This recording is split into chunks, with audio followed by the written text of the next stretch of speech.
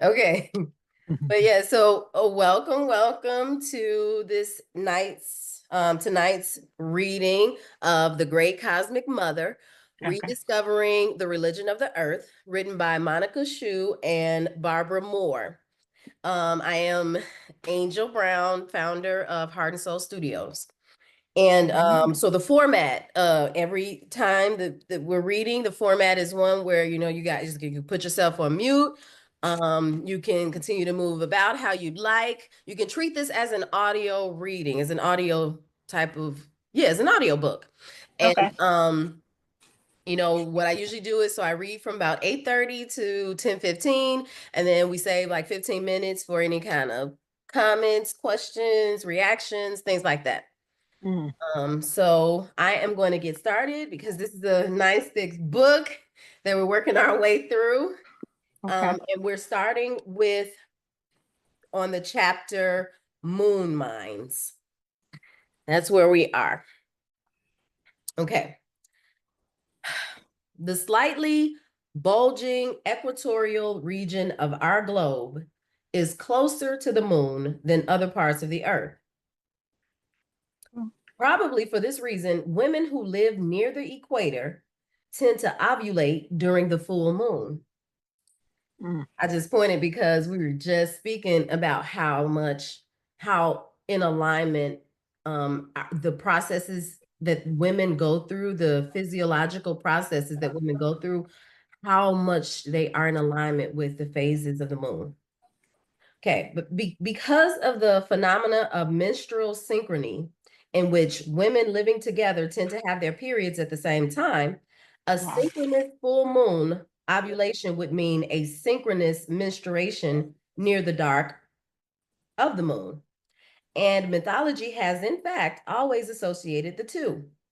Women living together in small gathering and hunting bands in the equatorial regions would have their bleeding times together at the same time of the month when the moon was dark and the earth devoid of her light.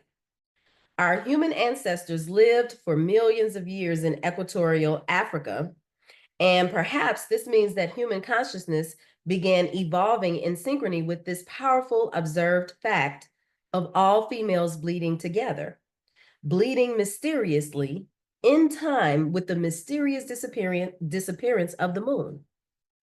Among early women, no one experienced menstruation in private. It was not a personal phenomenon, but an awesome datum of the female group. Group initiation rites were held when the young girls reached puberty. This is still true among all Aboriginal people worldwide whose customs have not been totally suppressed by Christian patriarchy. Originally, female puberty rites of first menstruation were not meant to punish girls with shame for the crime of becoming women or to restrict their new lives as women in any punitive way. I have to stop there again, only because it reminds me of how I was so okay with a woman having to leave outside of the camp for a set period of time because she was considered filthy in the Bible. Okay. The rites were a celebration of female power and an initiation of the young girl into the wise and careful use of that power for the benefit of all. The first menstruation was a transition into partaking of the nature of the cosmic mother and of her full face, the moon. Women's monthly cycle being seen as of the same duration as the moon's cycle, and women's bleeding synchronous, in parentheses, they have actually and legendarily, with the dark moon. So let me say that again. Women's monthly cycle being seen as of the same duration as the moon cycle, and women's bleeding synchronous with the dark moon. It was easy to believe that the moon mother was bleeding also. The witches' sabbats were originally observances of the sacred or taboo days at the new and full moon, critical days of her cycle, days and nights of great power for good or for harm. Women originally went into menstrual huts in order to gather the dark moon power, to focus it and study it in solitude. In both group and solitary meditation, moon power became mind power. In most languages, there's a common root word for moon and menstruation. Our own word for menstruation comes from menses, the Latin word for month, which was measured originally by the moon. And both words are related through Indo-European roots to the Old English word mona, meaning moon, deriving from me, the word me, which meant both mind and measurement. All our cognates, moon, mind, measurement, month, menstruation. Since it is the moon mind that establishes measurement, including calendars. This cluster of meanings can also be found in the Egyptian moon god, who was worshipped as the creator of the alphabet, the art of writing, literature, numbers, counting, and wisdom. Though the Egyptian moon god was male, he was seen as the lover of the goddess and thus assigned her attributes. Menstruation also means moon change, also mind change. The mother was seen to rest at full moon when she was neither waxing nor waning. Sabbat means heart rest. The witches' sabbats were first held once a month, but later at each quarter of the moon. All witches' celebrations, all pagan rituals were acts of cognizing a revolving process. Change within continuity, continuity within change, around and around forever. Pregnancy as well as menstruation was believed to be caused by the moon. Menstruation came from the new moon or dark moon, while the full moon impregnated. It's a folk belief that correlates very well with the fact of equatorial ovulation during the full moon. Many mythological and folk heroes and religious founders were supposedly conceived by the moon, including the Buddha. And Jesus, when we think about it, whose mother still stands on her moon. Physically, the moon exerts a gravitational pull, which, combined with that of the sun, deforms the Earth's surface by as much as a foot. The surface of the Earth is pulled into a bulge measuring several feet, causing the tides. Recent studies have shown, however, that it is the light of the moon, perhaps even more than its gravitational pull, that influences reproductive behavior in organisms. Like most animals and plants, humans evolved in a light and dark world, day and night, alternating regularly. But periodically, the night is not dark. Around the time of the full moon, but periodically, the night is not dark around the time of the full moon. Perhaps the human species evolved a genetic response to moonlight if all early women ovulated at the full moon. Light is a potent trigger of biological rhythms, and it is not an impossibility that artificial light has affected our body rhythms. There is never real darkness in a city.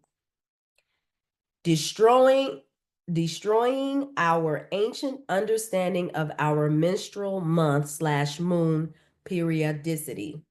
Let me just say that again. And it is not an impossibility that artificial light has affected our body rhythms, destroying our ancient understanding of our menstrual month/moon periodicity. Perhaps destroying also our knowledge of natural conception, as suggested provocatively by Louise Lacey in her book, Lunaception. The power of fertility in plants, as well as in humans, was seen to emanate from the moon.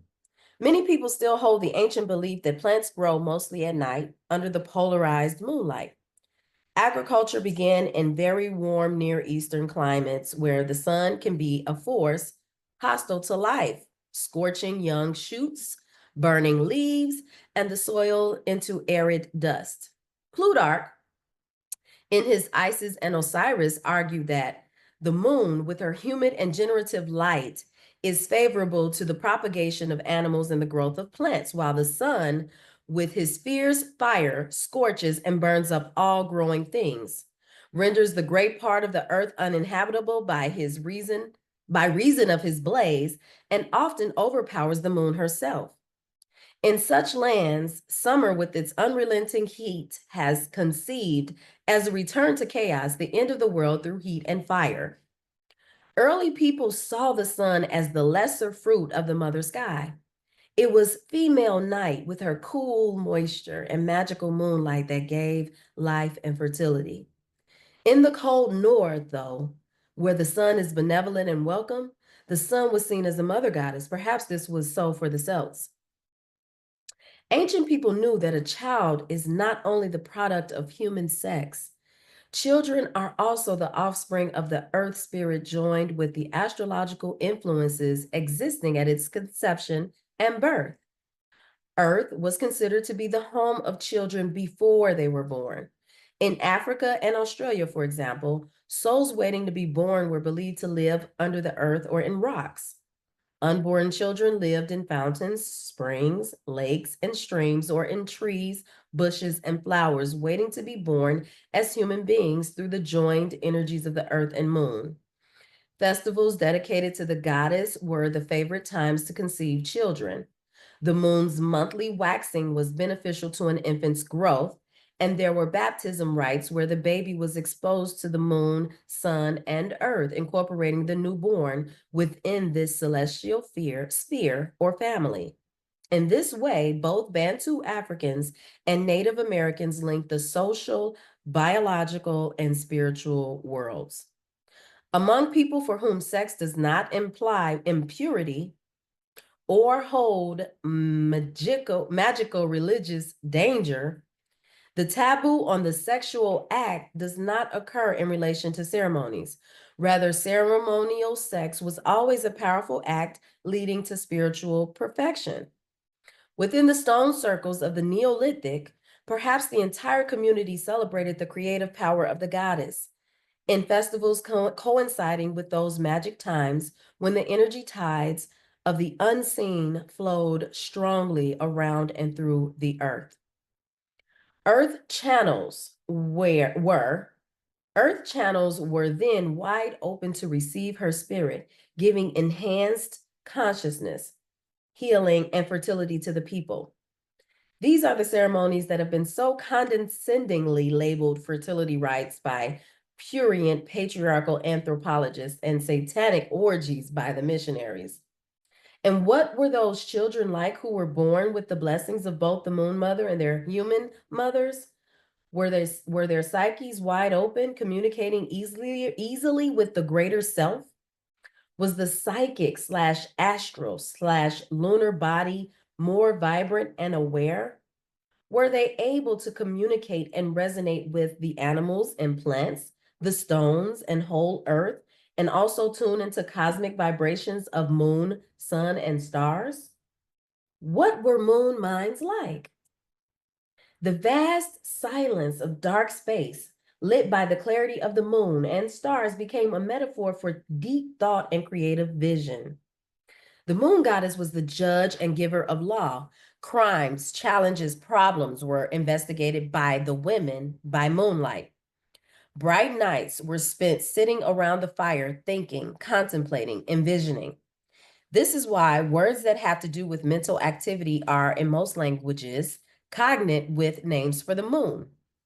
For example, mens, MENS, leads to mental, measure, month, or mind. Begin quote. They call the moon the mother of the universe, having both female and male powers and reproducing herself all alone. End quote. Sowing and reaping were reckoned by the moon, sowing at the new moon and reaping at the old. All agricultural proceedings had to be timed with the moon's changings. Planting, cultivating, and harvesting were originally women's work, since only women are under the direct guardianship of the moon mother. Many agricultural people still believe that only women can make things now. I'm sorry. Many agricultural people still believe that only women can make things grow. Water, like fire, was anciently sacred and specially related to the Moon Mother. Rainmaking and magic control of the weather were secret rites performed by naked women, not to be seen by men. Witches have the same customs still, and it's traditionally said of them that tender girls of 8 to 10 years can raise up rain and tempest. In recent studies, of psychic phenomena made in Russia, it was found that dowsing rods work twice as accurately in the hands of women than in those of men. More dramatically, the dowsing rod always responds to the polarity of women's bodies, no matter from what direction the body is approached. This is not the case with men's bodies. I gotta look that up. The dowsing rod. Since the tides are regulated by the Moon Mother's cycles, she was believed to give all moisture from the morning dew, natural springs, and rain to the great rivers and oceans. The Moon Queen was the tribe's rainmaker. The moon also controls the fluids of the human body, and the brain, as the moistest part of all, was particularly subject to its influences. Words like lunacy and moon madness show negative traces of this belief.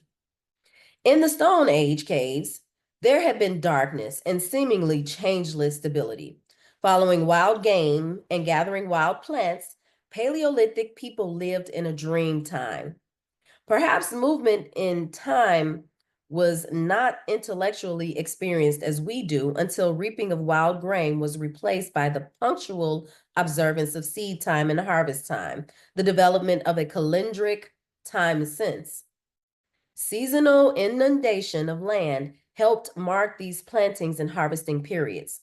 Shepherds learned to reckon the periods of river height increase by watching the moon's phases cross the higher pathway of the stars. Out of primordial dream time emerged this new and evolutionary conception of seasonal advance and regression, the complex interplay of opposing forces in their regularity. Until recently, duration of time was reckoned by nights rather than days. This can still be seen in time worlds like fortnight, honeymoon, month, parentheses, they have moon. Originally, the month was a triplicity, like the moon's cycle, waxing, full, and waning.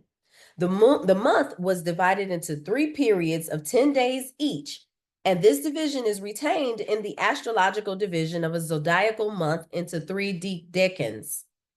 The first of each month fell on the night when the lunar crescent appeared. The crescent of the waxing moon came to symbolize increasing power and was later adopted as the emblem of Islam. For this reason, pre-Islamic or Arabic people were all moon worshippers. Even the summer and winter solstices were calculated by the moon. The zodiacal constellations were called the houses of the moon, and the zodiacal belt was named the girdle of Ishtar. This Neolithic time calculation is quite different from that of the Paleolithic cave peoples who reckoned cycles by the breeding seasons of animals. In the agricultural Neolithic, people developed a new consciousness of their own being in relation to, of their own being. Let me say that again. In the agricultural Neolithic, people developed a new consciousness of their own being in relation to the universe. This new consciousness is much closer to what we call modern. The understanding of numerical relations made it possible to make brick units from sun-dried mud, units of definite size and shape. The many industries developed by women, the wheeled transformation of matter brought about by women's discoveries in experiments with fire and water led undoubtedly to increased activity of the logical mind.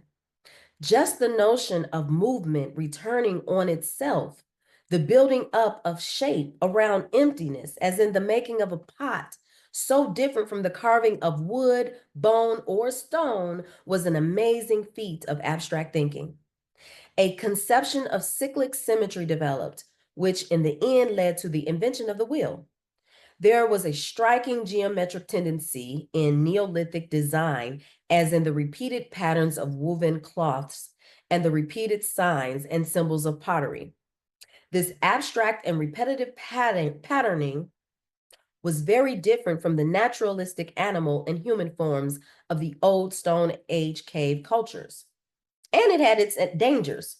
With the development of the pottery wheel, as has been said, in many cultures, men took over ceramics entirely and began the mass production of items that had once been very lovingly handcrafted for local use. What kept this Neolithic intellectual development still within the matriarchal context was that all magical symbols, the lunar calendar, the daily industries occurred within a ritual religious framework belonging to the goddess and the human collective. Techniques and signs were not to be manipulated for personal profit or exploited for personal power until the full establishment of patriarchy in the Bronze Age or late Neolithic. Next chapter, Moon Mother.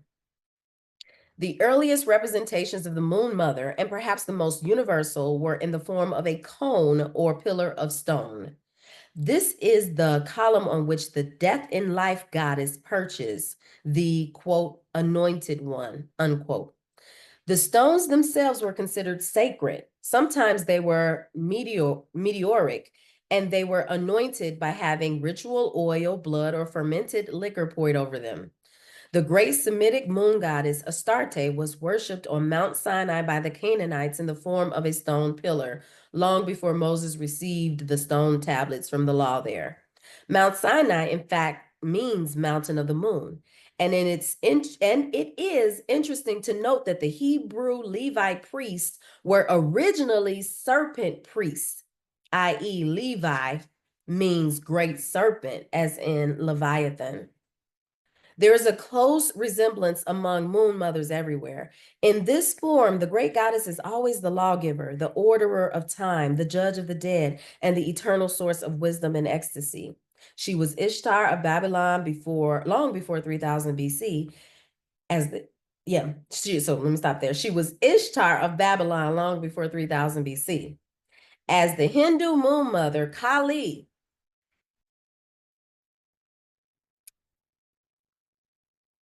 As the Hindu moon mother, Kali sits in her lotus posture, breathing the rise and fall of our earthly tides. Let me say that again. As the Hindu moon mother, Kali sits in her lotus posture, breathing the rise and fall of our earthly tides. The Irish goddess, Kali, sits in her lotus position also and does the same. Even Mary of the Catholic Church is called the moon and is turned to by women in childbirth, as was her original Diana-Artemis-Astarte. In her form of the great whale dragon, in parentheses, they have Babylonian Tiamat or Hebrew Leviathan. So in her form of the great whale dragon, Ishtar brought about the great flood, an earthly disaster story the Hebrews borrowed from Sumerian and Babylonian accounts. These are Sumerian tablets that have been greatly researched at this point, and it's quite obvious now that the story was borrowed from the Sumerians by the Hebrews. But Ishtar also lamented her drowned children, comparing them to fishes in the sea.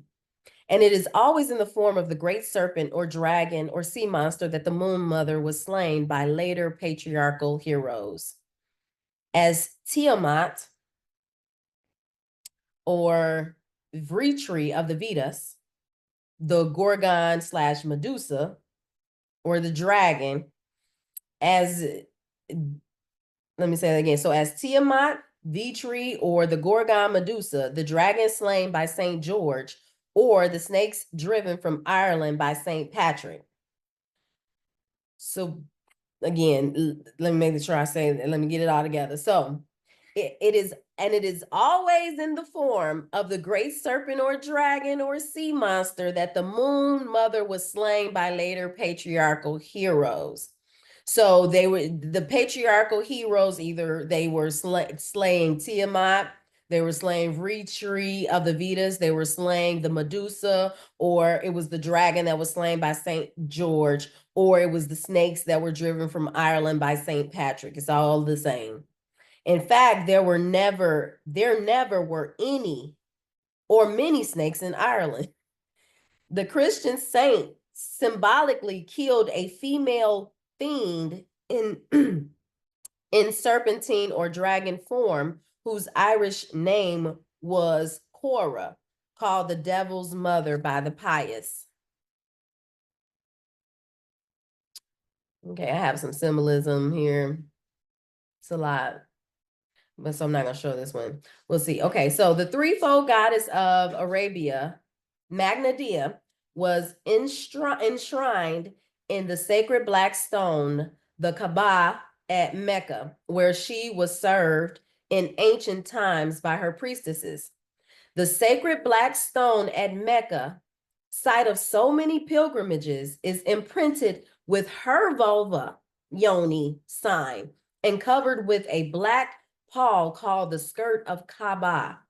The male priests who serve her today are called Beni Sheba, which means the sons of the old woman, i.e. the moon.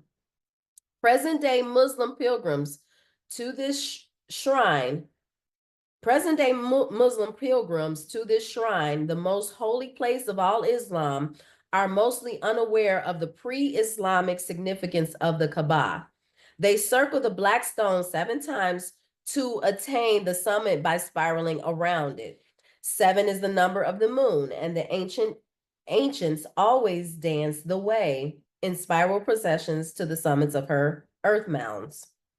Moon shrines and sanctuaries were situated in forests, in caves, and on mountaintops, and by lakes, sacred springs, and wells that were also healing centers. Priestesses guarded the water supplies as well as the sacred fires.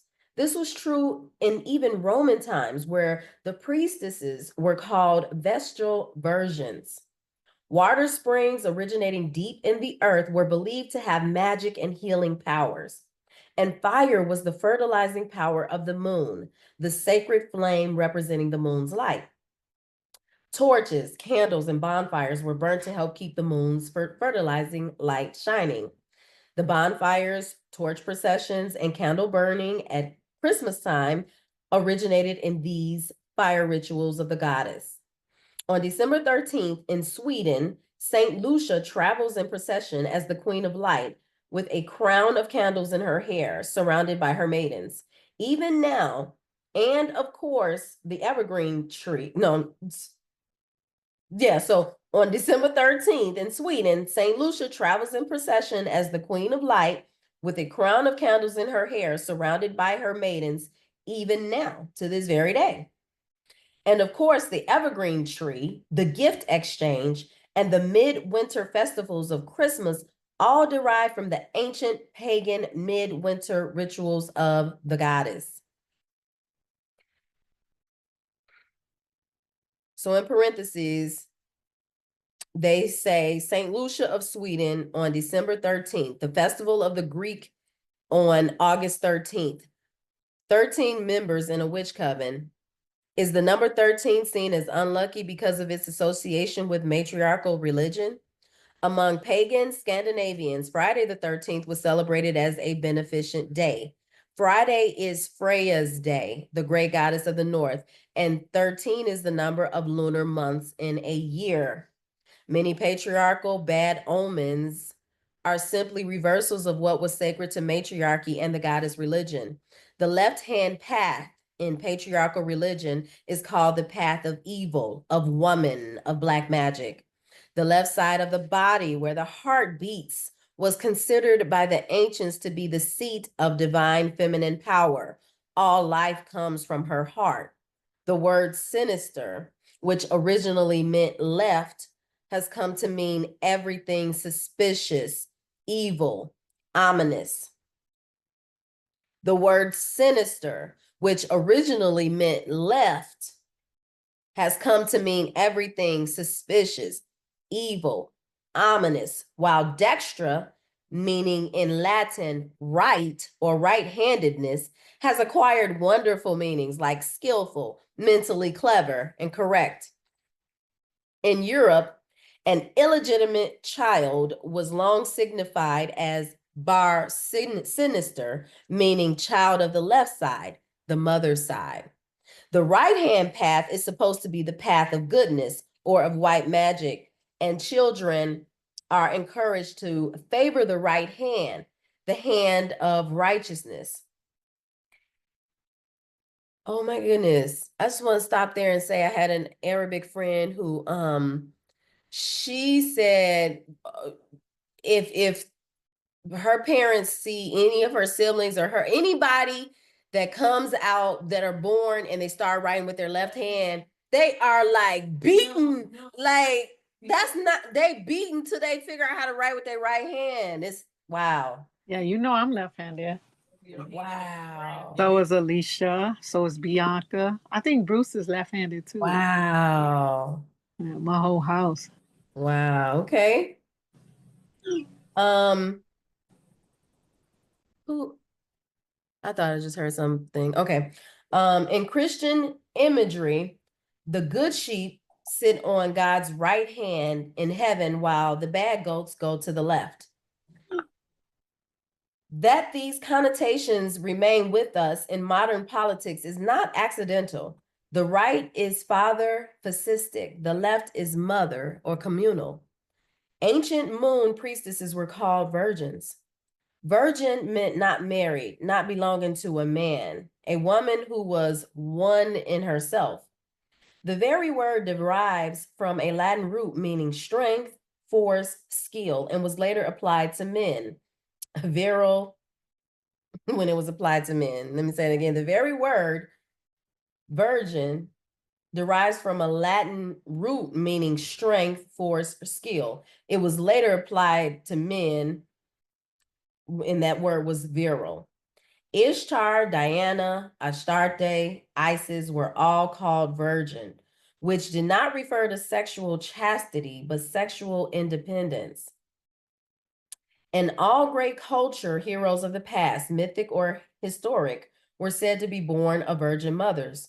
Marduk, Gilgamesh, Buddha, Osiris, Dionysus, I know I'm messing that up, Genghis Khan, Jesus. They were all affirmed as sons of the great mother, of the original one, their worldly power deriving from her. When the Hebrews used the word, and in the original Aramaic, it meant maiden or young woman, with no connotations of sexual chastity. But later, Christian translators could not conceive of the Virgin Mary as a woman of independent sexuality, needless to say. They distorted the meaning into sexually pure, chaste, never touched. When Joan of Arc, with her witch coven associations, was called La Pucelle, La Pucelle, La Pucelle. When Joan of Arc, with her witch coven associations, was called La Pucelle, the maiden, the virgin, the word retained some of its original pagan sense of a strong and independent woman. The moon goddess was worshipped in orgiastic rites, being the divinity of matriarchal women free to take as many lovers as they chose. Women could surrender themselves to the goddess by making love to a stranger in her temple. This has been called by male historians sacred prostitution, but the word is totally misleading. This was not any kind of service to men, nor did any woman have to do this to live. It was a way for women to participate for a ritual moment in the trans individual being of the goddess. The goddess comes into being in the moment of union, a moment of psychic as well as sexual union. This was one way that men could partake in her essence also through the body of a woman. The rite was meant to recharge the living goddess and to enlarge the woman's ego consciousness into an experience of cosmic sexual power and flow. It was a way for each woman to experience herself as the moon. In the so now we're on the cow goddess and new foods. And let me watch my time here. Okay. In the Neolithic religions of both Egypt and Mesopotamia, as G. Rachel Levy noted, the horned cow appears with a significance going back to the Old Stone Age. For the cow heads of the Sumerian Copper Age, like the sacred calf of Egypt, had a triangle between the horns inlaid in mother of pearl. That that Paleolithic female triangle later stood as an upright cone or little mountain between the horns of Syrian altars. In both Egypt and Mesopotamia also, the symbolic attribute of the goddess of birth was the bicornate uterus of a heifer, i.e., the cow head horns were echoed in the horned cow womb. Even more wide-ranging, throughout Asia and Africa, the moon goddess wore the cow's horns, the same horns that appear in later Europe on the helmets of Teutonic heroines. She was the cosmic cow who produced galactic milk, human milk, and the new foods, and who ruled over the sacred herds.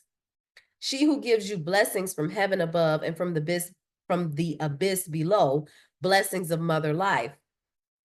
Her gifts were seen to pour from the sky and from the dark abyss of the unknown and from humanity. I have breasts, therefore I am, says the great mother. These are her words carved in a stone inscription from dynastic Egypt. She was the goddess of the pasture, and the sacred queen or king was ritually nourished from her milk. She was also the enclosure that protected the calves. I am the fold, he the lamb.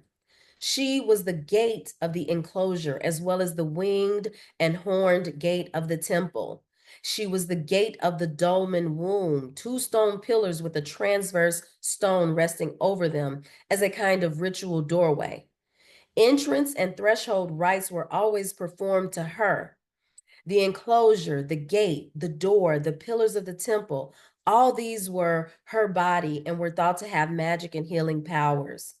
Wild goats were probably the first animals to be systematically domesticated, and they were native to the areas where the first Neolithic cultures seem to have originated. Human children have been suckled by she-goats, whose milk is very similar in consistency to human mother's milk. In the myths and folklore of many people are tales of human babes reared by animal mothers. A Spanish legend says that the Milky Way of the stars is really milk dripping from the udder of a fabulous goat. The galaxy is indeed her milky circle. Women domesticated many animals, and surely women who can produce milk from our own breasts were the first to think of using milk from goats and cows as human foods. These new foods meant an increase in nourishment, and so a great advance in human practical and cultural development. Remember the clay reliefs of women's breasts surmounted by cow horns on the temple walls of Katal Hayuk? We read about that earlier. Those matriarchal people were vegetarians living on milk and honey, suggesting that their cows were venerated for their milk, but not slaughtered for their meat. In matriarchal Crete, every cow was known by her personal name, but it seems that bull calves who were unproductive were ritually killed and eaten. This could be the origin of the religious sacrifice of the sacred bull, son of the cow mother, his annual death and resurrection being a widespread celebration throughout the Mediterranean and Northern Africa. Surely the veneration of cattle among East African peoples to this day is a remnant of the widespread Neolithic mother cow and bull worship. Though cattle herds have now become a symbol of specifically male wealth, especially in East Africa and Asia, still even today on farms in many countries, it is women's work to milk and tend the cows, and money from milk sales belongs to the women. In matrifocal cultures, The human communities lived in harmony with nature's ecosystems. In matrifocal cultures, the human communities lived in a harmony with nature's ecosystems.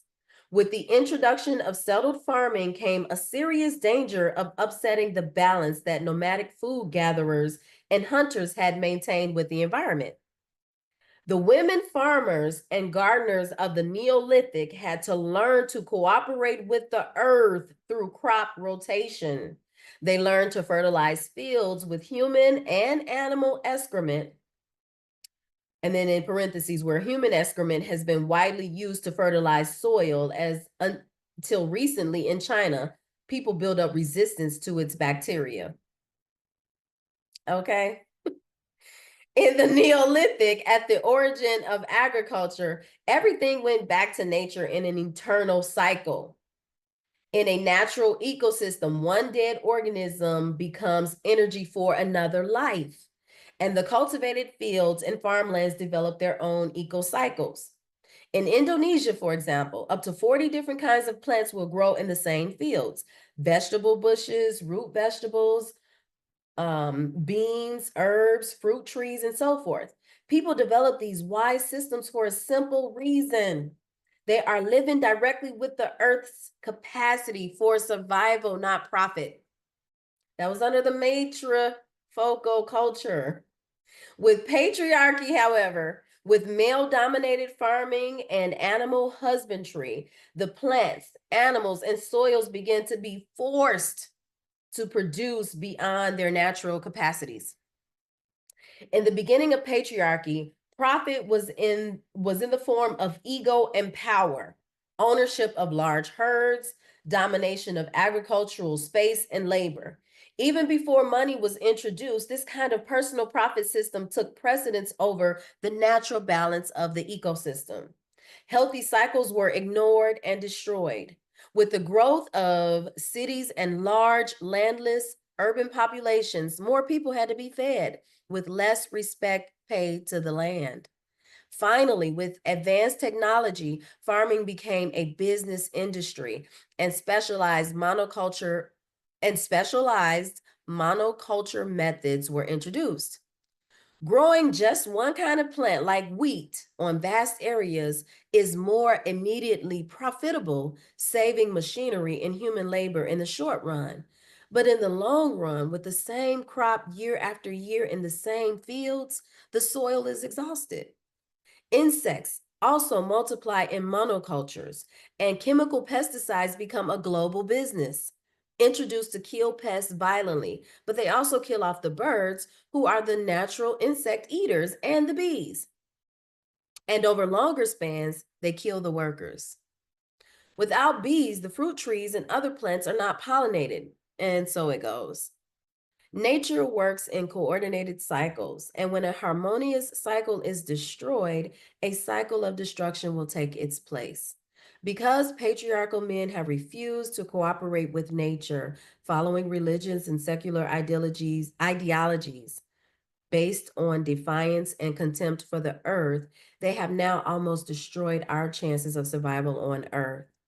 It took 1,500 million years for the first living organisms to change the atmosphere so that animal life could be possible.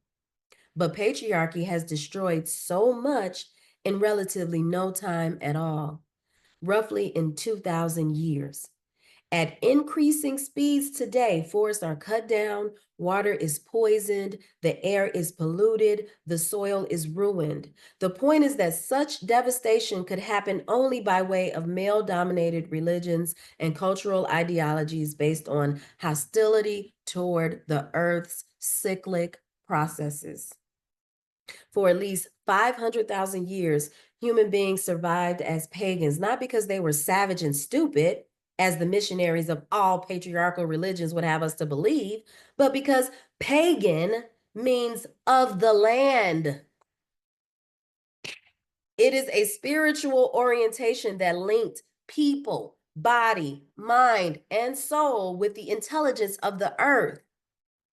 In contrast, patriarchy assumes that the earth is stupid and proceeds to replace her ways with man-made ways. With what result? The European Black Death in the 14th century is now thought to have been caused or exacerbated by wanton tree cutting all over England. The rats and mice who normally lived in the forest could no longer survive there with so many trees decimated. They invaded the cities, infecting urban house rats with plague bacteria. Fleas became carriers and spread bubonic and pneumonic plague bacteria to human beings, and nearly 1/3 of Europe's human population was destroyed. Pagan Europeans, Teutons, and Celts worshipped trees.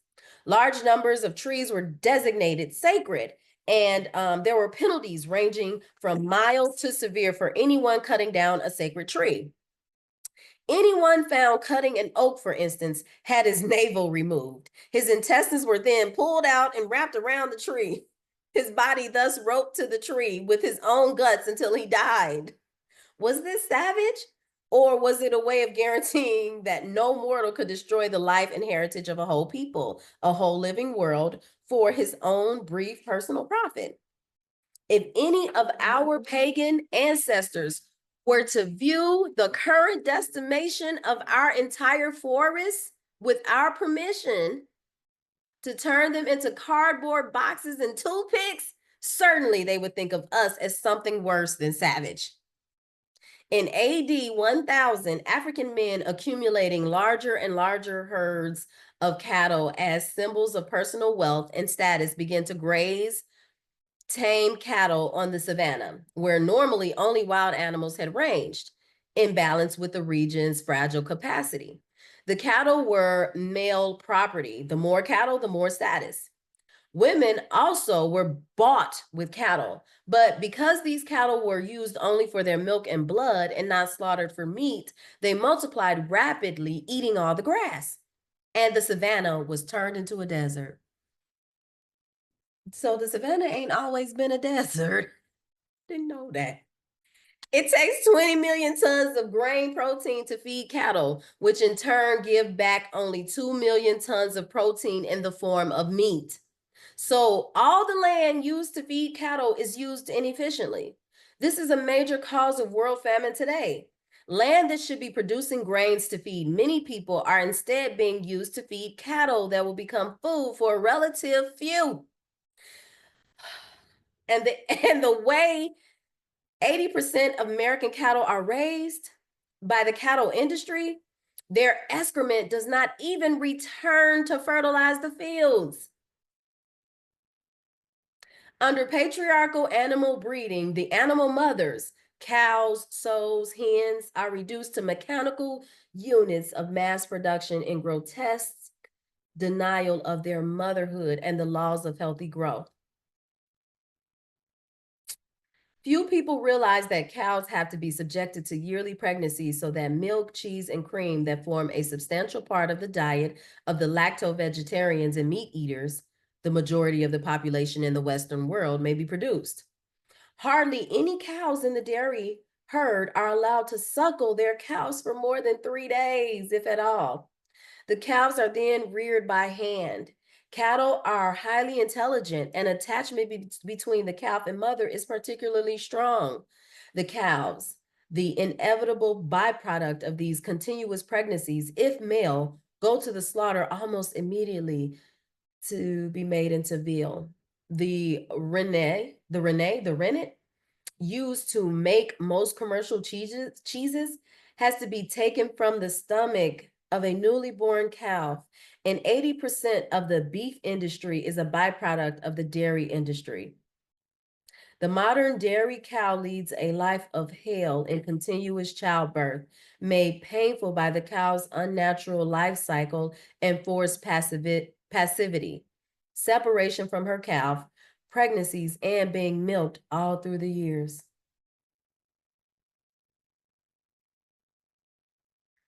Poultry also is force-fed and force-bred, and all meats artificially fattened with steroids.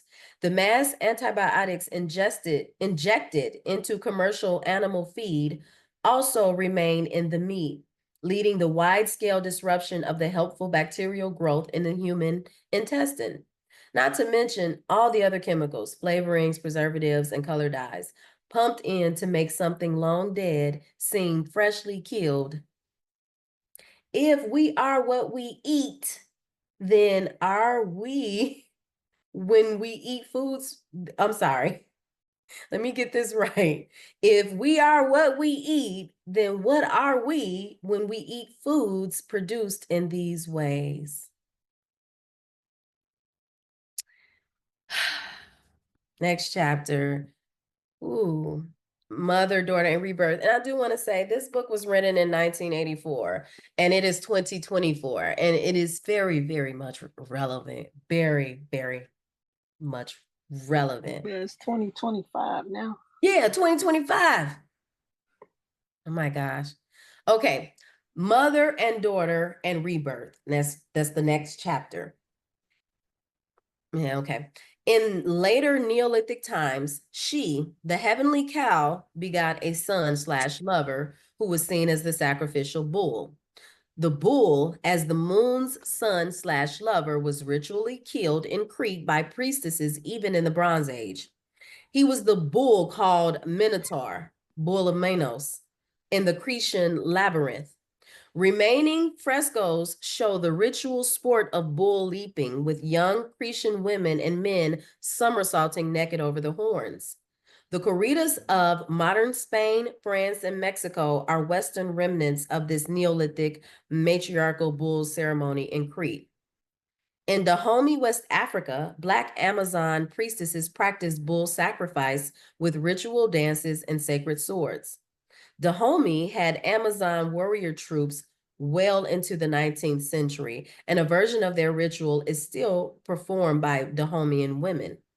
They dance in serpentine coils around a sacred tree where the bull is tethered.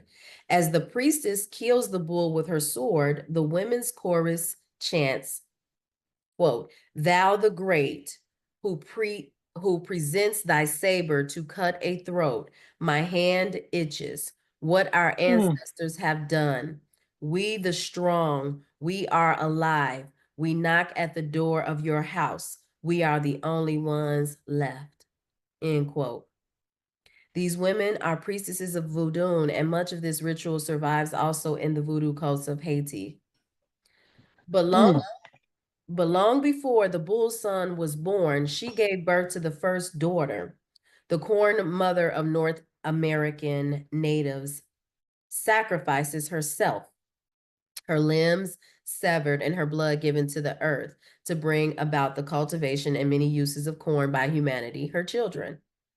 Iotic was a Native American corn mother who called the maize, M-A-I-Z-E, the maize, the very milk of my breast. Among the Central American Mayans, the mother and her daughter were two aspects of the one goddess, and women were annually sacrificed to her to ensure the corn harvest. It is possible that before the ritual sacrifice of the vegetation deity, the son slash lover of the goddess, the mother sacrificed her daughter, who was also herself, for the sake of renewal of all vegetation. Perhaps there were sacrificial queens who died for the tribe's benefit before there were sacrificial kings. Demeter, Ceres, the great grain mother of Greek and Roman legend, was reaped as the grain with her own moon-shaped sickle. Reaping meant death, later castration. The goddess was the white razor, the red reaper, and the dark winnower of the cereal grain. The Eleusinian mysteries celebrated in Attica and Sicily were holy grain mysteries of Demeter and her daughter Persephone. The rites were originally enacted by women only in underground chambers and were kept profoundly secret. Demeter's festivals in Greece coincided with all the real seasonal rituals of grain cultivation, with the plowing, the sowing, the threshing and reaping, and the storage of the harvest. One of the most important festivals was Thesmophoria in late October, which included ceremonies to ensure the fruitfulness of the seed and the fertility of women. Only women took part in Thesmophoria. They sat on the ground in sacred circles and fasted. The rites concern the hidden powers of the earth, life after death, and rebirth. Persephone, Demeter's daughter, or other aspect, is the grain harvest who dies once a year and goes to the underworld. There, as the awesome, dreaded, and terrible death goddess, she rules over the dead for 6 months of every year. At the end of this time, in the spring, she is resurrected by her mother and becomes Kor, the maiden, once again. Kor was the deity of youth and gaiety and leader of the dancing nymphs. In these three female aspects, the young maiden, the benevolent mother, and the death goddess, we can see the triple goddess of the moon. That's the virgin, the maiden, and the crone. I just want to stop to say that these are all, this is a lot of metaphysical information that's being provided. And so it takes some prior knowledge to understand that when you hear the words gods and goddesses, they are metaphysical and 9 times out of 10 very scientific, physiological, biological processes. I'll just say that. Okay, in later myth, it was said that Persephone was carried off and raped by the male god of the underworld, kept as his queen for 6 months in the land of the dead against her own wish and will. In this patriarchal version of the legend, the goddess and her vegetation processes are seen as passive functions, subject to male will and manipulation.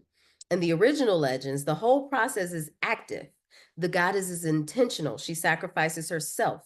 It is Demeter's annual grief at the loss of her daughter that causes the death of the crops. Demeter goes searching for Persephone, mourning while all lands and animals go barren. Nothing can grow, and terrible despair falls upon the earth. When she at last finds Persephone and restores her to life, there is a renewal, a spring, reawakening sexual desire in humans and animals. All nature is reborn in celebration. Demeter gave the gifts and techniques of agriculture to humans with the sacred Eleusinian mysteries, and thanks for the mortal help she received in her search for her daughter. In return, farmers always offered their harvest first fruits to Demeter. The same ceremony was enacted by the Neolithic people of Britain at Silbury Hill in worship of Danu. But Persephone, as her own death aspect, must return to rule as queen of the underworld during the dark time every winter when vegetation dies. As Kor, the maiden, she returns each spring the fruits of the fields. And so there is an eternal cycle of birth, loss, mourning, searching, and rebirth. So again, I mean, you could see a little bit here where there's the seasons being discussed, actually, you know, winter, spring, summer, fall. But the processes were explained in this storytelling type of way. Okay, so feminists have read the Demeter Persephone myth as a paradigm of contemporary woman struggling to escape the death clutch of patriarchy in a search for her original fruitful self. As the grieving, determined mother, she descends to the underworld into social rebellion, role reversals, personal madness, the dark journeys of introspection and disintegration that precede creative, visionary power to rediscover her own soul, retrieve the joyous daughter of self-determining life. Once empowered by this reintegration of mythic and real female energies, repeat that. That's what I'm saying to you guys. Once empowered by this reintegration of mythic, but real female energies, women could then rendezvous with male energy as lovers, procreators, friends without undergoing the suicidal capitulation so long required of us by patriarchal sexual tradition. In the view of writers like Jill Johnston, it is the modern lesbian, especially who experiences within herself the conflict and union of ravaged Persephone and brave, sorrowing Demeter, social outcast and social conscience. Ceres, the Roman Demeter, was the goddess of grain and of the earth's creative powers. She was worshipped by the common people, who always worshiped the more ancient and original earth powers, while aristocrats and ruling classes turned to newfangled gods designed to justify their illegitimate power. As the provider of bread and guardian of sacred laws, Ceres was the protectress of the common people in their early struggles for liberation under the Roman Empire. All laws were recorded in her temple, inscribed in bronze. Cities were founded amid her rites, their walls rising symbolically from the womb of the earth.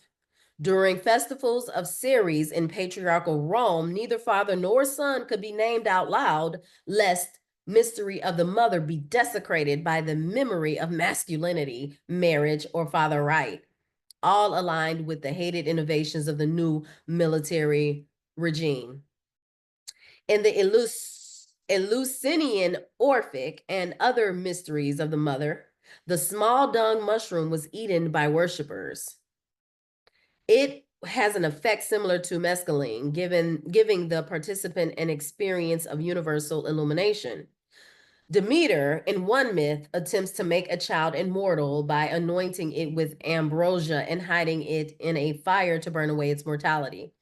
Many such stories were originally related to ritual use of natural hallucinogens combined with Tantra yoga techniques. When the goddess begets a son and he becomes the moon hero and the newborn spirit of the vegetation, or the green child, he is then the origin of all the dying and resurrecting male gods. And she, like Inanna of Sumer or Ishtar of Babylon, journeys to the underworld to save him. As Inanna-Ishtar passes through the 7 doors guarding the land of the dead, her amulets, jewels, combs, and belts are stripped from her, and her garment veils, one at each door. This ritual stripping of the goddess Inanna Ishtar is the origin of Salome's legendary dance of the 7 veils. She arrives in the ultimate place of death naked and weakened and is hung up on a nail, corpse-like, by the Sumerian death goddess Ereshkigal. In these Mesopotamian original versions of the legend, the significant ritual action is all performed by the different female aspects of the goddess herself. Inanna Ishtar must herself undergo a terrible kind of spiritual, psychic death in order to restore the world. How do gods die? Only ritually by their own hand. In megalithic graves from Asia to Scandinavia, Inanna Ishtar was always imaged as the 2 cosmic eyes, grim and staring, and below them a torque or necklace of power. She herself kills her son/lover, Tammuz, in her form of wild strength, the she-bear or she-boar. Then, as Inanna-Ishtar, she mourns Tammuz in the fast of lamentation or Ramadan. Rites of Tammuz, Atis, Adonis, Osiris, Dionysius, they're all the same, were always attended by wailing, mourning women smeared with ashes and head shorn. Inanna-Ishtar ultimately finds and restores her son/lover to rebirth and immortality. In Egyptian mythology, it is Isis, the original great mother, who goes over the earth seeking her sacrificed brother/lover Osiris.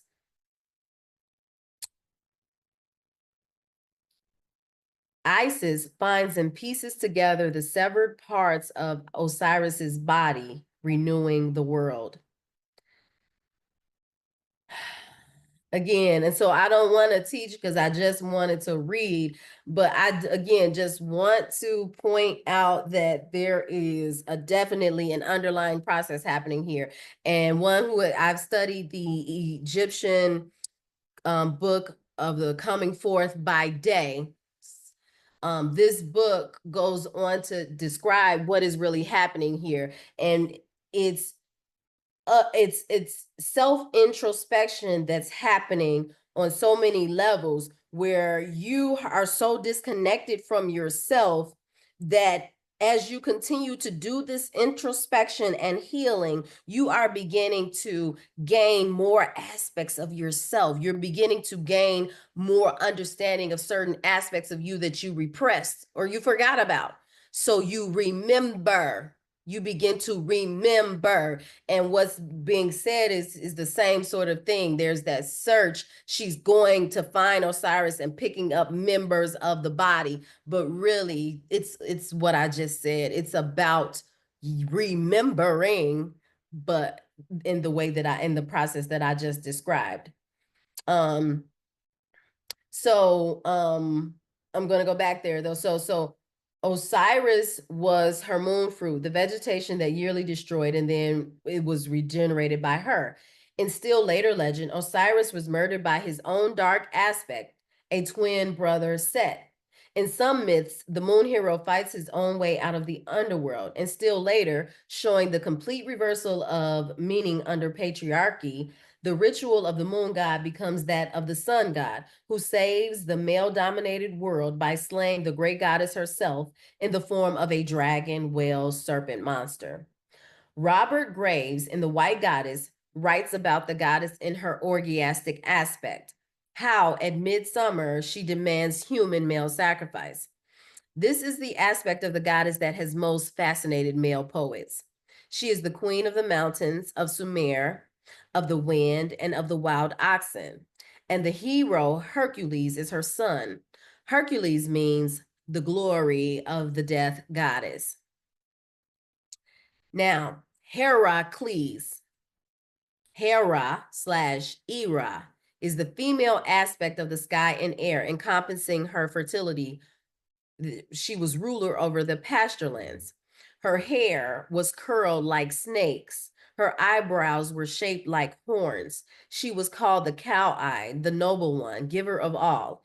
Hera was pursued through 300 years by Zeus, the Indo-European thunder god, and finally agreed to become his wife during the Grecian Bronze Age. Then, at Zeus's bidding, Heracles slayed the serpent Ladon, who was the guardian of Hera's sacred fruit tree. This signals the triumph of patriarchy over the goddess in Greek myth, as does the similar story in Hebrew Genesis. In the midsummer sacrifice, Hercules was made drunk with mead and led into the middle of a circle of 12 stones arranged around an oak. The oak had been lopped into a T shape, her tree of crucifixion, and an altar stands before it. Hercules is bound to the oak with willow thongs, willow is the moon tree, and is then beaten, flayed, castrated, and finally impaled, his flesh hacked into joints on the altar. His blood is caught in a stone basin to be sprinkled on the fields and the whole tribe to make all fruitful. According to Graves, Hercules was the male leader of the midsummer orgiastic rites together with his 12 archer companions. These 12 men danced in a wild figure eight around the ritual fires. Hercules led the people in war and hunting, but as his name shows, he was subservient to the goddess. As queen of the woods, she had sacred union with him, the tribal queen choosing a male to participate in these sexual rites with her. The priestess of this goddess of the woods was the tribal lawgiver. Later, the male sacrifice ritual was abandoned, and the agricultural king reigned alone for a sacred number of years, a bull being sacrificed in his place. Or in some versions, for each year of his reign, he offered a child victim in his place. What all these myths are about is the core of all religion: birth, death, rebirth. The moon is the goddess who dies and rises again, the fruit that produces itself out of itself with the power of life over death. The moon dies and then conquers darkness to rise again as the new moon, small at first, but with energy within to recreate herself. The serpent sheds its skin and is reborn. The grain harvest, the daughter, the sun as vegetation deity dies and is reborn in the spring. These are all the original, ancient, and matriarchal ideas of cyclic birth, death, and resurrection. ideas many millennia older than the doctrines of Christianity, which simply co opted them because of their universal resonance and power and attributed them to a male god. But the first and ultimate world savior is the female. The original resurrecting God is the moon. As the moon mother says, from the beginning of human time, tell them as I dying live, so they dying will live again. Okay, I'm watching the time. The moon tree is our next chapter. A magic tree in northwest India from which a wine with a narcotic effect was made. That's the moon tree. The yellow soma plant was plucked by moonlight and bathed in water and milk, becoming thereby identified with the yellow, swelling, and water cleansed moon. One ate soma with the ritual words swell and increase, becoming oneself, the self of nourishment, free from all the warring opposites. Inspiration and ecstasy led to the final initiation through the moon into a higher consciousness. And this was to become like the goddess, to transcend death and be immortal with the power to envision and create what had not been manifest before. Those who verily depart from this world to the moon, in truth they go. This verily is the door of the heavenly world. In the Hebrew Christian Garden of Eden, the human race is punished for desiring transcendent knowledge, sexual awareness, and immortality, for wanting to be, quote, like gods, unquote. In the much more ancient, original, and beautiful garden of the goddess, human beings are asked to participate in her immortality, to know and enjoy the ecstasy of divine oneness. That's what all the symbols are for. That's why she gave us the natural hallucinogens for wise use. The Great Mother, being the truly original creatrix, is not threatened by human transcendence, ecstatic illumination, and full sexual consciousness. What genuine Godhead could be threatened by such things? The new patriarchal deities of the Bronze Age, like Yahweh, as secular political usurpers of sacred power, need human beings to be under strict psychic control. As gods, they represented new secular power elites who wanted to hoard the agriculturally created abundance of earth for themselves, for their ruling royal and priestly and military classes. So they erected gods as police to uphold spiritual taboos, rationalizing the rule of the rich few over the enslaved many. Taboos designed to keep mortals from the sacred garden, to keep all humans from sharing in the earth abundance that once belonged to all, but now represented what must be called class wealth. This ruling elite created jealous gods who promised punishment to any mortals who tried spiritually or physically to share in the old epiphanies. These ruling class patriarchal religions no longer invite participation, as did the mother goddess religions. Instead, they demand obedience, a fearful obedience which keeps human beings out of touch with our natural, transcendent centers and magical techniques. An unthinking and alienated obedience which keeps us dependent on their hierarchic, logical punishment and reward systems for our lives. The only way any tyranny can maintain control over the human psyche is to set up a false god, a police god, which, in the guise of religious morality, interposes punitive and manipulative dualistic systems between our daily beings and the source of being. The cup of Soma is also the mind. Remember, men's mind, moon. It is mental perception and knowledge conveying the psychic cosmic inspiration of the moon. When the understanding of its own motion forms ideas within itself, it then comes to be called mind. Through the loss of ego, personal, self-conscious control, one reaches the still center that is true self. Spiraling the body psyche through sexual rite, ecstatic dance, and the drinking of soma, one reaches the still center of all. Soma is distilled from the primordial waters and is the dark fruit of the moon tree. Soma is the mind fruit of the spine tree. Coming from the dark moon, from Sybil, from Kundalini, from Kali, Soma gives visions, but also madness, lunacy, as it came to be called by the culture of Solacy. Moon is the magical powers, the mind, manas, inspiration, and ecstatic trance. Being a moon force, it is double edged. Like the double axe labyrinth, it can spin in either direction, like the moon wheel. Its spiraling gives knowledge and energy for both creation and destruction. The moon tree is the place of generation, the place of the dead, the place of regeneration, the spine. Catch the spine. Spirit is the fruit of the maternal tree. Kundalini, the vital serpent, the world mother, is an electromagnetic force. The fiery breath of the dragon is an actual power, which, when roused into action, can as easily destroy as it can create. What is true of any natural power, lightning, fire, water, wind, is also true of spiritual power.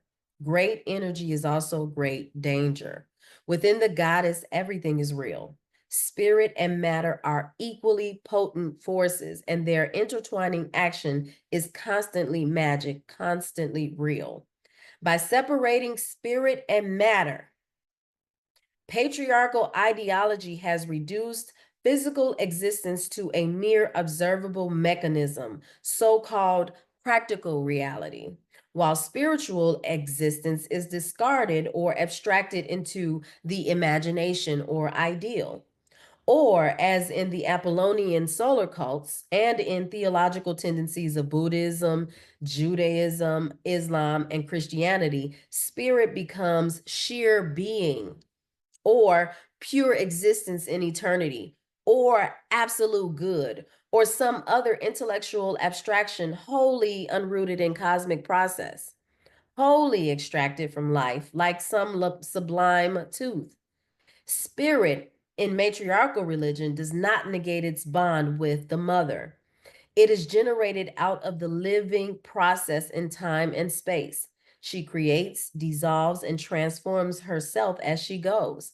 Spirit and matter spiraling together are both herself and equally real. And this is the spiritual reality of evolution, in which matter creates itself into consciousness, as spirit consciousness has created itself into matter. Women were everywhere: the original mantics, the shamans, the ecstatic oracular prophets, the visionary poets. Mantism is the natural art of prophesying, divining, receiving, and channeling psychic biological energy from the earth and from the moon. This is woman's original and organic province. The moon fruit is the highest transformation form of the earth seed, the place of physical rebirth, sublimated seed, integrated power. All which technique, all pagan orientation was a biomystical discipline designed to help the individual and the group channel and direct the real power of the universe, radiating into and from all of us. Women were the first bearers of this technique, since it emanates from our own bodies and psychic processes. Women are tied directly to the mantic moon by both a mental and a blood cord. Even after the Apollo cult took over the shrine at Delphi and declared that God was henceforth the sun, the resident mantic remained a woman, the Sibyl, a woman inspired only at night by moonlight. Shamanism, inspiration, mysteries of drunkenness, vision, madness, ecstasy leading to expansions of consciousness. These are all the transformative processes of the goddess.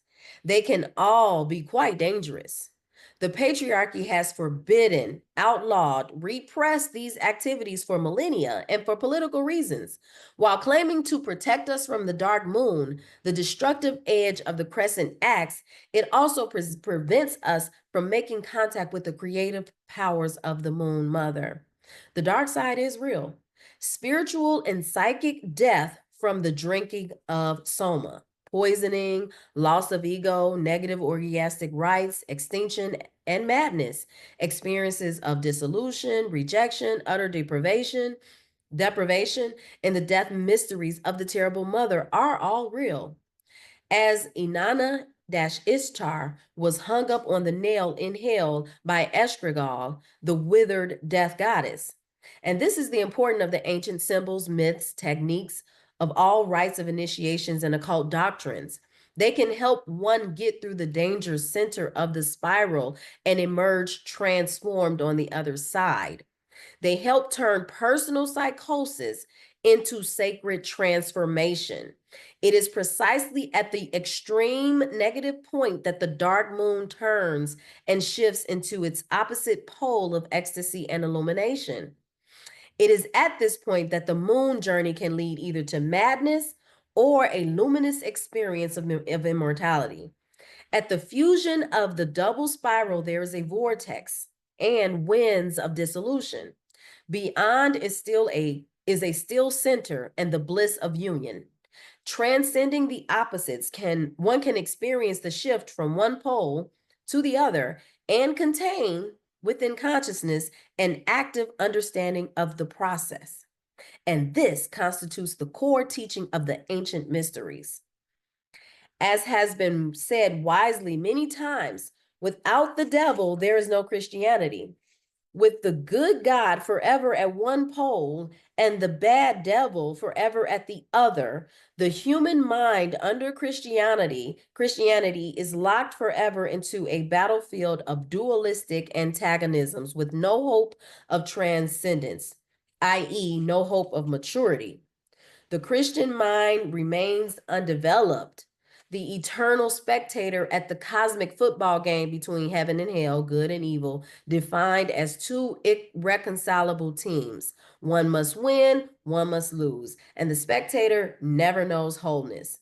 The forbidden fruit of the moon tree gives knowledge of the paradox, good and evil, life and death, a mature knowledge of the reconciliation of opposites in the experience of cosmic oneness. If human beings eat this fruit, patriarchal religion is out of business. A world free of psychic alienation would need no Christian salvation or salvation of any kind. When dualistic opposites are allowed to fuse in the mind, the psyche saves itself. The moon tree, like all symbols of the great goddess, is double-sided. The double axe, the double spiral, the moon wheel spinning right and left, the lunar horns of cows waxing and waning, the gate or doorway, womb and tomb, where one enters and leaves, is born into and dies out of. And so the moon tree is double-edged, with roots in both earth and sky, branches in both sky and earth. But this symbolism is not dualistic. The moon mother is a triple goddess, and her symbols have a triple aspect. For in each, the two polar sides are joined in the center, joined by her body. The trunk of the tree, the handle of the double axe, the center hub of the wheel, and still center of the spiral. The cow who bears the crescent horns, the space, and the lintel stone itself joining the directions of the doorway. It is the mother goddess who stands herself in the center and joins the opposites in her being. As the third and magic evolutionary term of the triplicity, she mothers the opposites, good and evil, both born from her. There can be no psychic alienation. There can only be understanding and a will to evolve. All through the Neolithic, the matriarchal consciousness in both women and men was still open to the processes of the self, called by Jungians the unconscious, and therefore it was open to psychic wholeness. Soma was brewed in the cauldron of inspiration and regeneration, the sacrificial cauldron of the Great Mother. The cauldron, like the other symbols, is the mother's body. It received the ritually spilled blood of death, but also produced the drink of immortality. In the form of the crucible, it was inherited by the alchemists. In it, base metals were changed into gold, matter into spirit, mortal into immortal. This mother pot appears among early European pagans as the great Celtic cauldron of inspiration. The cauldron of Ceridwen, central to later Druidic belief and practice. In early Christianity, mingled with medieval pagan iconography, it is the chalice of the Last Supper, the Holy Grail containing the blood of Christ, i.e., the blood of the mother's sacrificed son. It also appears as the suit of cups in the tarot cards. Isis and her priestesses carried a musical instrument called the sistrum. Legendarily, it contained the four elements of the universe: earth, air, fire, and water. Each is the opposite of the other, and they are all resolved into harmony within the body of the sistrum. Nature is released by the movements of Isis, vibrated into music and vision. The roses of Isis are pure passion, love redeemed from lust by the energy of understanding. Quote, I am she of 10,000 names. I am all that has been and is and shall be, and no mortal has ever revealed my robe. Unquote. The robe of Isis is the multicolored veil of nature which hides the mystery dash truth from uninitiated human eyes. The sons slash lovers of the goddess Dionysus and Osiris willingly, but even Buddha slash Christ against their will are the same.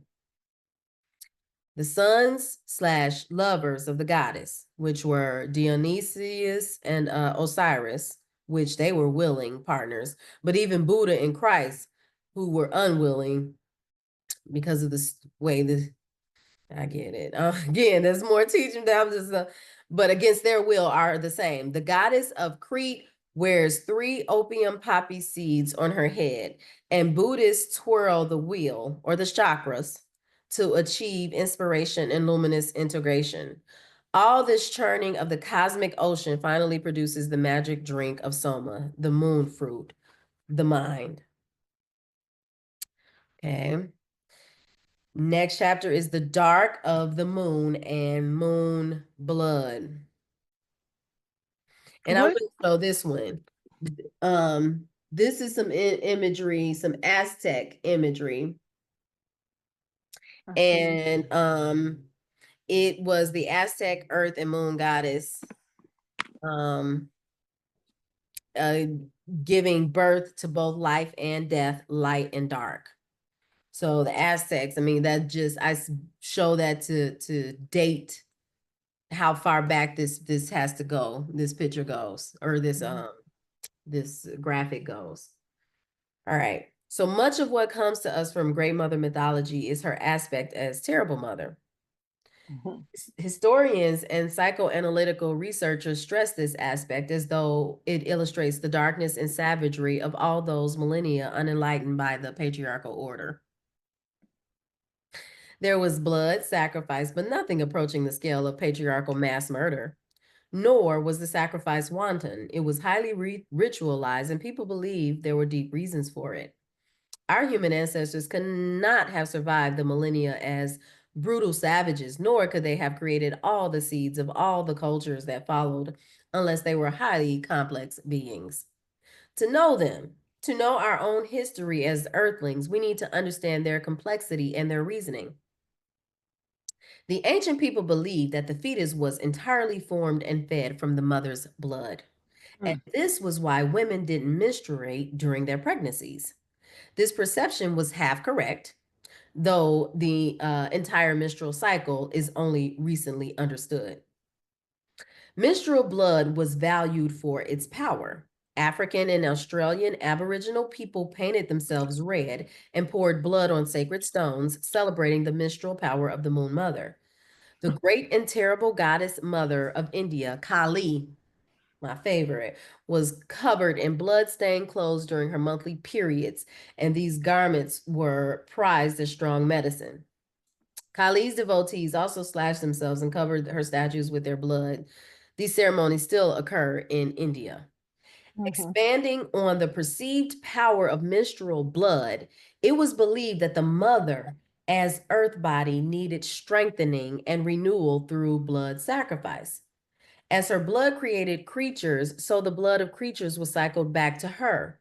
What was taken from her by humans in the form of harvest had to be returned in human or animal sacrifice. So the Neolithic funeral rites were not only connected with the deaths of human beings, but also acknowledged the death of all earth vegetation. Mm. Blood sacrifice and sexual rites were interwoven with mourning the dead, plowing the fields, harvesting crops, all to aid the rebirth of the seed and the dead body through a ritual renewing of the Great Mother through mingling of blood, sex, and spirit. The moon also was seen as weakened and devoured by the powers of darkness during its waning phase. The dark of the moon came to symbolize the awesome underworld. Ancient Hindus believed the dark moon descended to earth to wait in the sacrificial place. These 2 to 3 nights of darkness are full of terrible power as darkness and as the bleeding time of women. During this time, humans once fasted and prayed and performing rites to keep themselves concentrated and intact during the passage of darkness. In later Neolithic times, some cultures saw the moon as male, as the sun lover of the goddess. As the vegetation deity died once each year to fertilize the crops with his blood, so the male moon god died each month. He disappeared for 3 days, locked up in her underworld. This myth was continued in the ritual of Christ, being closed up 3 days in the tomb. In Polynesian belief, the dying moon journeyed to a faraway paradise where it bathed in waters of immortality and, restored to vigor, returned in 3 days. Mother goddesses of Mexico and Central America contained very clearly this double aspect of continuing life as the fruit of death, and vice versa.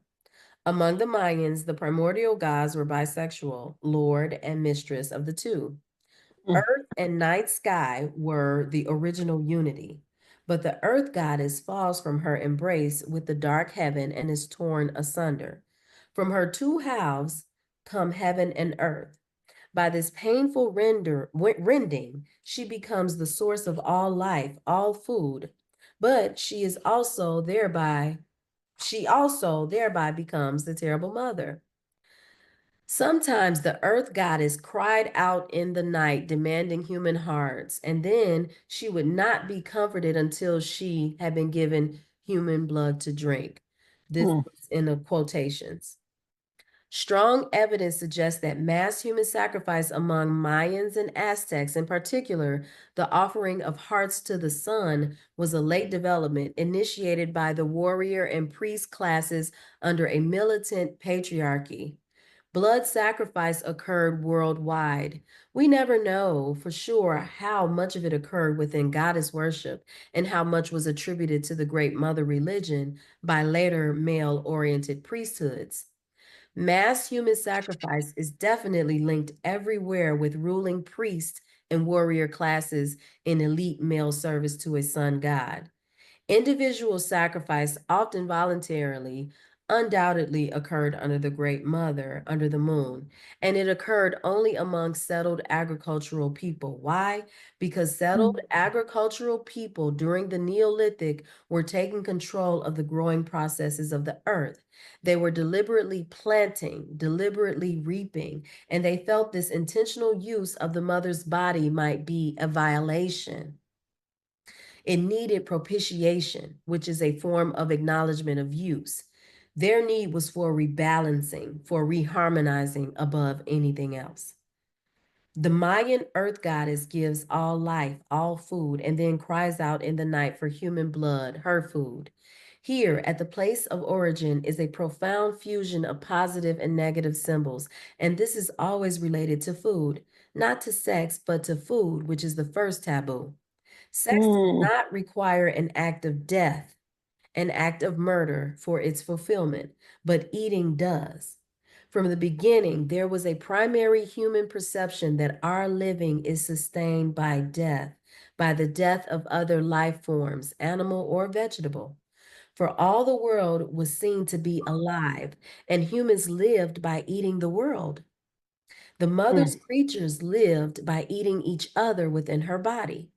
There is a kind of ontological pain in this perception that can be resolved only through ritual, which was always a fusion of sex and eating, of fertility Wow. and death, of life through death, and vice versa.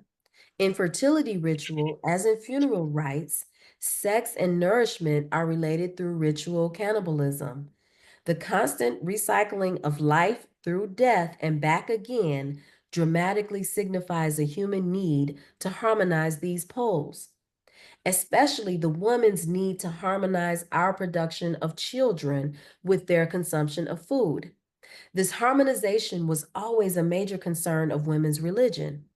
It is only after the introduction of the patriarchal sun cult that the polar symbols of eating and sex become irreconcilable. Under Mm. patriarchal control, child production and food consumption have never been in harmony for long. And so mass human sacrifice appears via religious ritual or warfare as the sun gods attempt to harmonize them. Mm. In Mayan mythology, after the symbolic one tree of the original home, the one body of the original bisexual being has been shattered into separate spheres. The primal mother is dismembered to become the source of all life. Later, she was further personified as the corn daughter, and women were sacrificed as her after several days of ritual in which she blessed the crops. The woman's slain body by the obsidian knife, the ritual knife itself, and the priestly hand wielding it were all seen as her. The husking of corn was analogous to the tearing out of the ritual victim's heart. Mating, renewal of vegetation through the sex act, and ritual killing of the corn daughter were identical. Death and sorry, a net and fecundation symbolically one. Fecundation relates to sex and death relates to eating. The human heart becomes food for the earth mother, for the sun god. In the cult of the Mayan mother under the later priesthood, prisoners were shot with arrows symbolizing sexual union with earth. Just as in Paleolithic caves, the hunter shaman's penis spear united with the vulva wound to guarantee the rebirth of slain animals. Prisoners were shot in the genital region or they were killed in the fetal position, tied up with a Wow. foodstuff rope.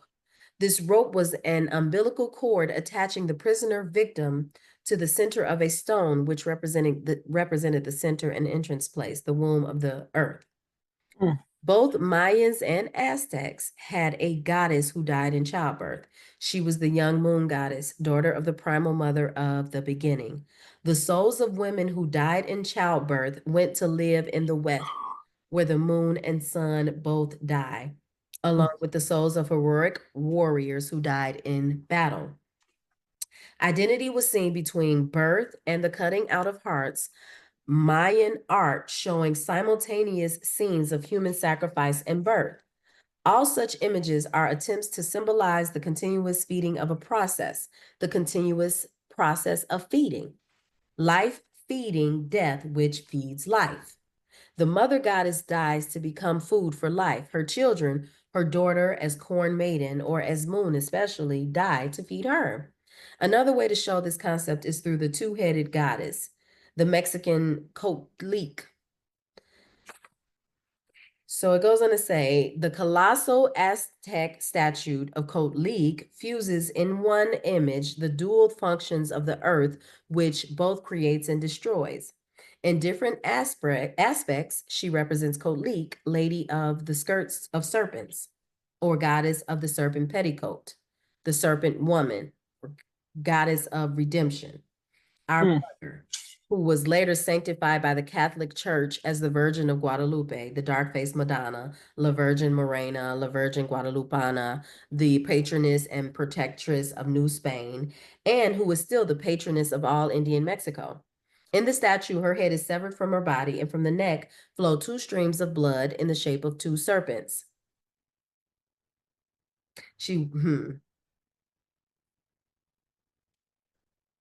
And they'll see real quickly again all this imagery. I'm just going to give a quick all this imagery. The two serpents, the flow of the blood, the two serpents are the two major nadis, the channels that you have within your body.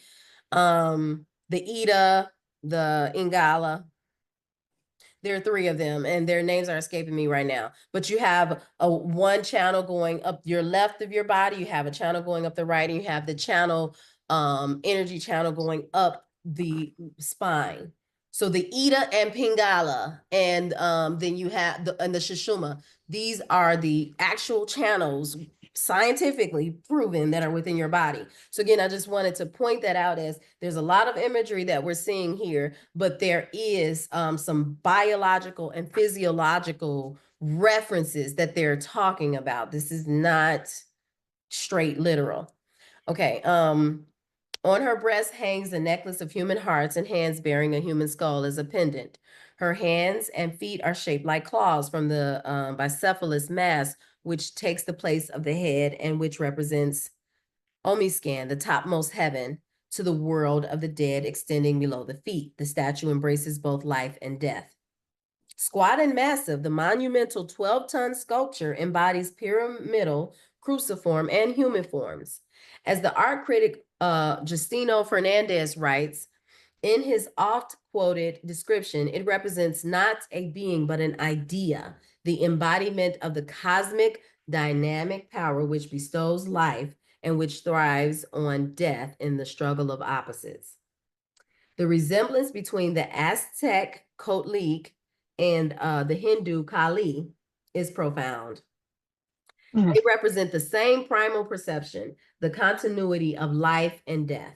However strange or terrible, i.e. causing terror, such rites and icons might seem, they show the original mind trying to come to terms with the paradoxical reality of the primal mother, she who bleeds with both life and death, she who dies and returns again cyclically, she who gives us all to each other as food, as blood kin, as co-creators of our ecstasies and our destructions.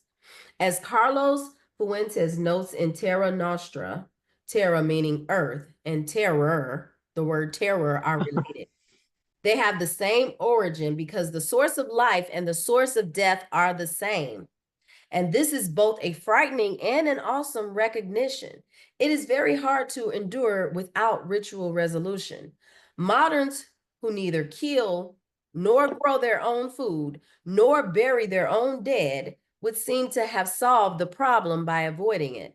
But in fact, the resolution is simply delegated nowadays to nightmare, slaughterhouses, torture rooms, squads, and snuff films in which criminal priests perform obscene sacrifices to the gods of displaced responsibility. No one can truly avoid the paradox of life/death as one continuous God or process. Such a perception arises from the deepest labyrinth of our psyches, where there is no distinction between primitive and modern. The only real difference is that primitives strive to be conscious of the paradox. Moderns strive to escape it. But the paradox shows us an ontological maze we cannot sanely deny, destroy, or overlap. We have to learn to walk it again, to dance it as our ancestors did, with grace, strength, and awesome filled wisdom. The goddess in her death aspect is the earth in which things rot, the devourer of the dead bodies, the great underground vessel. The Eleusinian mysteries of the ancient Aegeans, the Cretians, and Egyptians contained symbolism of the burial of the dead in great stone jars. The Pithoi, as grain seed, was buried and stored under the earth. Women were the keepers of the seed jars and of the dead. The black night sky also was identified with water and with the devouring darkness of the underground. Hell, the abode of the dead, was entered through the all-eating mouth cavern of the earth. Hel, Hel/Helle, was the Scandinavian/Germanic goddess of the living dead. The womb was the hungry mouth, organ of cannibalistic life and death. The hungry earth mouth takes the blood seed of living creatures and, once fertilized, gives birth again by way of death. The point to be made is that ancient people had no trouble cognizing these dual or polar aspects of the one goddess, these two faces of the same source. They had no trouble so long as their lives remained bound up on a daily basis with the cycling paradox of earthly process, where food is born from the sleeping ground of the dead, where the tomb of death and the womb of life are analogous and one and female. In late Neolithic times, the death aspect of the goddess broke loose, becoming dominant and morbid. Women's industries and settled villages had prospered, had grown into city-state cultures with complex social organization and removal of religious function from daily life, creating specialized labor and hierarchic structures. Okay, I'm going to do 3 more minutes. The creation of surplus wealth gave rise to the profession of marauder. Males no longer employed as hunters began organizing more and more professionally together and separately from the women as grain guardians, then armies, then urban police, then imperial plunderers. And just say that once again. So again, this was under the matriarchy. This was a matriarchal culture. They had done so well that they created a surplus of wealth. So, but it gave rise to the profession of the marauder, which was basically the males, who they were no longer employed as hunters because the women had started the agricultural thing. They didn't need anymore. And so they didn't have that. So they moved from being hunters. And they began organizing more and more professionally together and separately from the women as grain guardians. So they started to just guard the grain, but then that went to armies. Now they need to fight over the grain. Then that went to urban police, and then finally imperial plunderers. The great goddess was still worshipped in the Bronze Age, but increasingly by an urban male priesthood and an urbanized populace once removed from the real earth. Between producer and consumer, ruler and ruled, living and dead, sacred and daily life, there was a growing gap. Call it urban secular life. Historically filled with structures of nervous alienation and psychological personal fears. This marks the rise of patriarchal consciousness in which humans experience earth magic and cyclic process less and less in their daily lives and are forced to rely more and more on urban hierarchic priesthoods and specialists to give them secondhand words of faith and moral advice.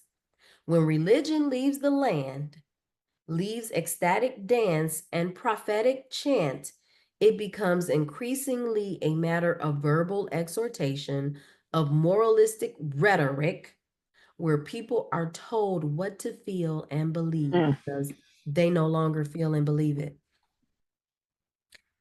And so I'm going to stop right there.